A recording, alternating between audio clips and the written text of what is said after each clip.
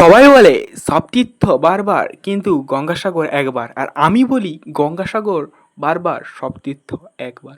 মানে ভাই বলতে গেলে আমার প্রাণের শহর মানে গঙ্গাসাগর, মানে একটা স্বপ্নের দ্বীপ যাকে বলা হয়। মানে চারিদিকেই গঙ্গা নদী, তার মাঝখানে একটা দ্বীপ। ঠিক আছে, এই যে প্রত্যেক দিন এভাবে মানুষের আনাগোনা এই ভ্যাসেল করে প্রত্যেক দিন পারাপার নদী পারাপার একটা আলাদাই অনুভূতি।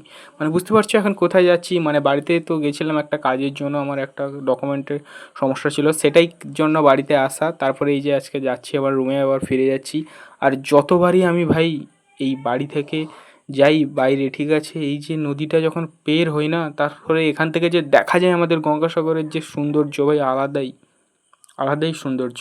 এখন এই যে ট্রেনে বসছি, ট্রেনে বসতে বসতে হাওয়া খেতে খেতে যাচ্ছি, ঠিক আছে। অনেক দিন পর যা হোক একটা ধারে জায়গা পেয়েছি, মানে জানালার ধারে হাওয়া খেতে খেতে যাচ্ছি। তো দেখা হচ্ছে পরে একটা ভিডিওতে, আজকের জন্য টাটা।